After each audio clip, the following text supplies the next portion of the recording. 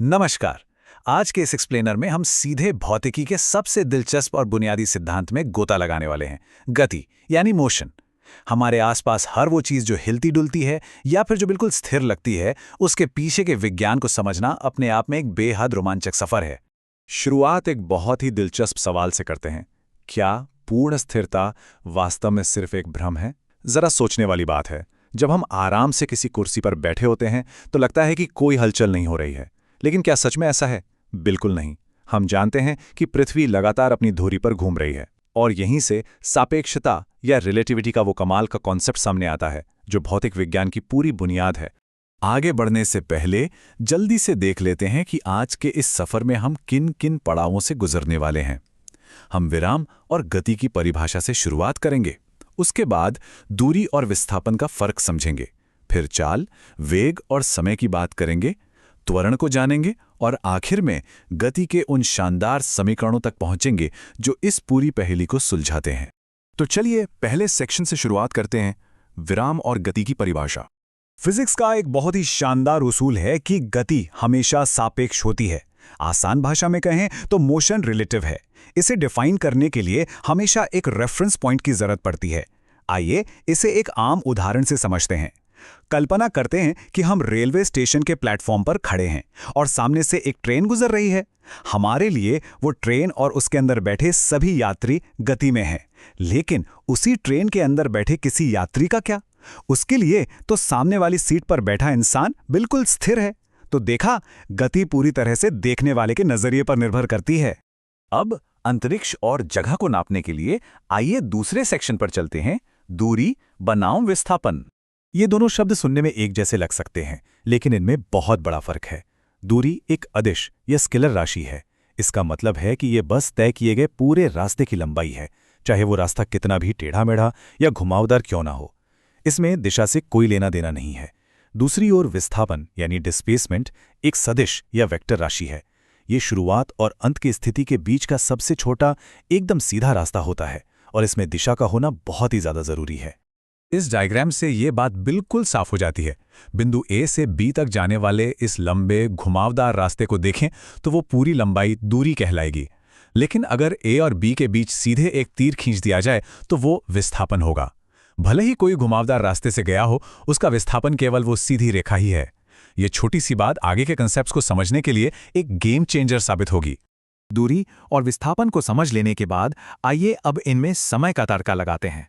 हमारा तीसरा सेक्शन है चाल, वेग और समय। जिस तरह दूरी और विस्थापन में फर्क होता है, बिल्कुल वैसे ही चाल और वेग में भी होता है। चाल यानी स्पीड एक अदिश राशि है, जिसका सीधा सा मतलब है कि कोई वस्तु कितनी तेजी से दूरी तय कर रही है। लेकिन वेग यानी वेलोसिटी एक सदिश राशि है। ये विस्थापन में बदलाव की दर है। इसका मतलब ये हुआ कि वेग में चाल के साथ साथ एक विशिष्ट दिशा भी जुड़ी होती है। उदाहरण के लिए, अगर कोई कार 50 किलोमीटर प्रति घंटे की रफ्तार से जा रही है तो वो उसकी चाल है। लेकिन अगर वो 50 किलोमीटर प्रति घंटे की रफ्तार से उत्तर दिशा में जा रही है तो वो उसका वेग कहलाएगा। इन दोनों को कैलकुलेट करना भी काफी सीधा है। औसत चाल निकालने के लिए हम बस कुल दूरी को कुल समय से भाग दे देते हैं। लेकिन जब वेग एक समान दर से बदल रहा हो तो औसत वेग निकालने का तरीका थोड़ा अलग है। इसमें हम प्रारंभिक वेग और अंतिम वेग को जोड़कर उसे 2 से भाग दे देते हैं।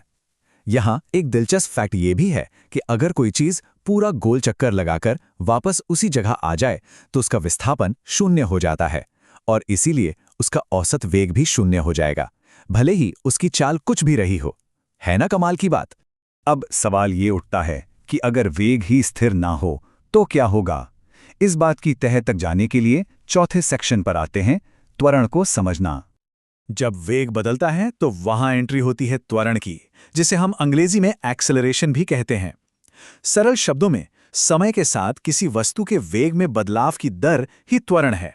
अब जो बात सच में दिमाग की बत्ती जला देती है वो ये है कि त्वरण का मतलब सिर्फ स्पीड का बढ़ना नहीं है। अगर कोई चीज धीमी हो रही है या फिर सिर्फ अपनी दिशा ही बदल रही है, तब भी हम कहेंगे कि उसमें त्वरण हो रहा है, क्योंकि हर हाल में उसका वेग बदल रहा है। अब इस छोटे से फॉर्मूले को देखते हैं। a बराबर है v माइनस u, और इस पूरे को t से भाग दे देते हैं। सुनने में थोड़ा तकनीकी लग सकता है, लेकिन ये बहुत सीधा है। यहाँ a त्वरण है, v हमारी अंतिम वेलोसिटी है, u शुरुआती वेलोसिटी है और t वो समय है। ये हमें सटीक रूप से बताता है कि एक दिए गए समय में वेग कितना बदल गया है। अगर अंतिम स्पीड ज़्यादा है तो त्वरण पॉजिटिव है, और अगर स्पीड कम हो रही है तो ये नेगेटिव हो जाएगा, जिससे भौतिकी की भाषा में मंदन या रिटार्डेशन कहा जाता है। और अब हम आज की इस चर्चा के सबसे रोमांचक और अहम हिस्से पर आ गए हैं, जहां ये सारे अलग अलग टुकड़े एक साथ जुड़कर पूरी तस्वीर बनाते हैं। सेक्शन 5, गति के समीकरण। ये रहे मोशन के वो 3 बेहद शानदार और मशहूर समीकरण। पहला है वेग समय संबंध v = u + at।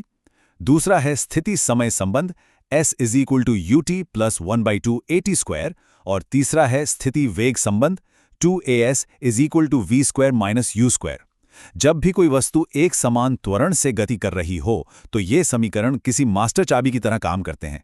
ये हमें किसी भी उस मिसिंग वेरिएबल को खोजने में मदद करते हैं जिसकी हमें ज़रूरत है। ये फिजिक्स का सच में एक बेहद शक्तिशाली टूल है। इन जटिल लगने वाले गणितीय समीकरणों के बारे में सबसे आकर्षक बात क्या है पता है? ये कहीं हवा से नहीं टपके हैं, बल्कि इन्हें वेलोसिटी टाइम ग्राफ की बहुत ही आसान ज्यामिति या ज्योमेट्री से निकाला गया है। ग्राफ के नीचे का जो हिस्सा होता है वो हमें विस्थापन देता है और रेखा का ढलान त्वरण बताता है। बस इन सरल आकृतियों को गणितीय रूप से हल करके ही हम उन महान समीकरणों तक पहुंच जाते हैं। है ना अद्भुत? अब सवाल उठता है कि ये सब इतना जरूरी क्यों है, हम इसे क्यों पढ़ रहे हैं? क्योंकि यही वो गणित है जो हमारी वास्तविक दुनिया को चलाता है। इन समीकरणों की मदद से हम चलती हुई चीजों के भविष्य की स्थितियों की एकदम सटीक भविष्यवाणी कर सकते हैं। हम ये हिसाब लगा सकते हैं कि किसी यात्रा में कितना समय लगेगा। यहाँ तक कि सुरक्षित कारें डिजाइन करने के लिए भी इंजीनियर इन्हीं का इस्तेमाल करते हैं, ताकि पता चल सके कि एक खास स्पीड पर कार को सुरक्षित रोकने के लिए कितने ब्रेकिंग फोर्स की जरूरत होगी। सच मानिए, रॉकेट को अंतरिक्ष में भेजने तक में यही बुनियादी सिद्धांत काम आते हैं। इस सब के बाद आइए अपनी चर्चा को एक ऐसे विचार के साथ खत्म करते हैं जो सच में सोचने पर मजबूर कर दे।